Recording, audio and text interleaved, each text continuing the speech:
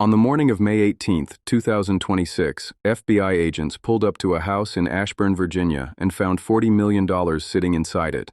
Not in a bank account, not in crypto, not in a wire transfer routed through a shell company in the Cayman Islands. In the physical world, gold.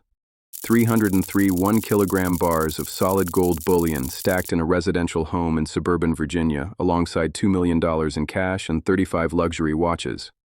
The kind of wealth that doesn't appear on any screen. The kind you carry out of a country in a duffel bag. The man who lived there was a senior executive at the Central Intelligence Agency. He held an active top-secret clearance. He had access to some of the most sensitive programs the U.S. government runs anywhere on the planet, and every single credential that put him there, his degrees, his pilot's license, his military rank, was completely invented.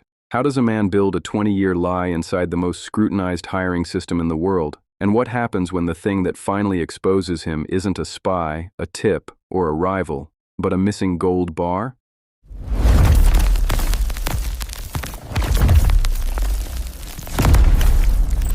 His name was David J. Rush. In 1997, Rush enlisted in the U.S. Navy as an information systems technician. It was a ground-level technical role, IT support, essentially. There was nothing that pointed toward what he would become. No red flags, no early warning. Just a young man in the Navy, learning how the military handles data, learning how it keeps records, learning quietly how those records can be changed. In 2004, he applied for a commission as a reserve officer. To qualify, he needed a college degree. He submitted a transcript from Clemson University showing a Bachelor of Science in Mathematics, class of 2000. The commission was granted. When federal investigators later contacted Clemson, the university had no record of him ever enrolling. That first lie worked, and that changed everything. How do you maintain a false identity inside one of the world's most secretive intelligence agencies? And what happens when each lie you tell has to be bigger than the last one to stay ahead of the one before it? By 2009, Rush had built a complete alternate resume. A master's degree in electrical engineering from Rensselaer Polytechnic Institute, a graduate credential from the Naval Postgraduate School, claimed attendance at the U.S. Air Force Test Pilot School, the U.S. Naval Test Pilot School, a thesis advisory position at the Air Force Institute of Technology, and a Federal Aviation Administration pilot's license. Investigators later checked every single one. RPI had no record of him. The Naval Postgraduate School had no record of him. The FAA had no record of him. He had never flown, not once, not in any official capacity, not in any system that tracked it.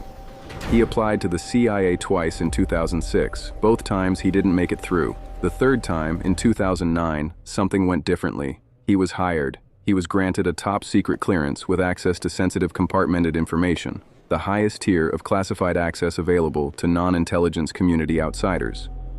And he was assigned to the Directorate of Science and Technology, the CIA's Internal Research and Development Division, the group that builds the tools spies use to operate in denied environments where getting caught is not a bureaucratic problem. It is a final one.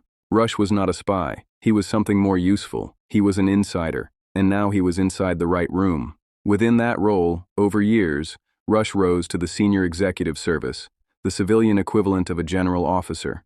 He managed programs, he approved requisitions, he signed off on operational expenses. And the Directorate of Science and Technology had very specific kinds of expenses. In environments where electronic transactions leave traces, where bank wires can be flagged, where credit cards create paper trails that hostile intelligence services can follow, the CIA maintains physical reserves, gold bullion, foreign currency, untraceable, portable, internationally convertible, the kind of money that doesn't need a system to move, just hands and distance. Between November 2025 and March 2026, Rush filed multiple requests for large quantities of gold and foreign currency. He listed work-related operational needs. His rank authorized it. His clearance supported it. The requests were approved.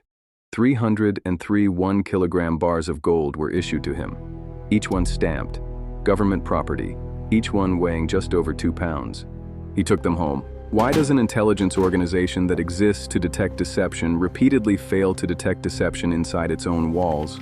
And what happens when the method of theft is designed to be invisible to every alarm the agency actually watches? The CIA monitors for foreign contacts. It monitors financial distress. It flags criminal activity, sudden debt, Unusual foreign travel. It runs automated credit checks on its employees. Those are the triggers that continuous vetting programs watch for. But Rush wasn't in financial distress. He wasn't making suspicious wire transfers. He wasn't meeting with foreign nationals in parking garages.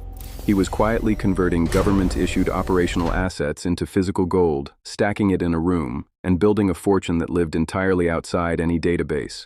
Physical gold doesn't create a bank record. Luxury watches don't trigger a credit alert. $2 million in cash doesn't appear on a form until someone finds it. The safe houses kept getting raided. The agents kept vanishing. Rush's operation was the same logic reversed. The gold kept disappearing. No receipts, no operational logs, no disbursement records. Just a number on a manifest that kept not matching the number in the vault. The audit found it in the spring of 2026. CIA Director John Ratcliffe referred the case to the FBI's Counterintelligence Division.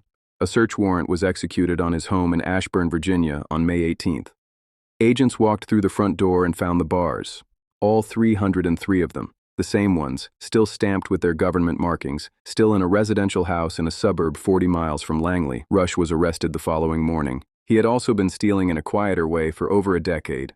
After his honorable discharge from the Navy Reserves in February 2015, as a lieutenant, rank 03, with no further military obligation, he continued claiming active reserve service on his CIA timesheets. For 10 years, he filed for military leave as a reserve captain, 2 ranks above what he'd actually held. There was no automated cross-check between CIA payroll and the Navy Reserve roster. Nobody verified it. He collected $77,000 in leave pay for a service obligation that had ended before Barack Obama's second term. That's the part that should stop you, not the gold, the timesheets. Because the $40 million required access, clearance, rank, and operational cover. The $77,000 required nothing but a checkbox and the certainty that nobody would look. And for 10 years, nobody did. Rush is currently held without bond, facing federal charges of theft of public money and making false statements on government forms. Prosecutors with the Eastern District of Virginia, the court that handles the country's most sensitive national security cases, are expected to file a superseding indictment. His attorney has declined to comment. The gold is in federal custody. The bars are still stamped. Congressional oversight committees are expected to launch inquiries. The question on the table is simple. How does a man maintain a top-secret clearance and rise to the senior executive ranks of an intelligence agency on a resume that contains not one verifiable credential? The answer is also simple and much more uncomfortable. The system checked once.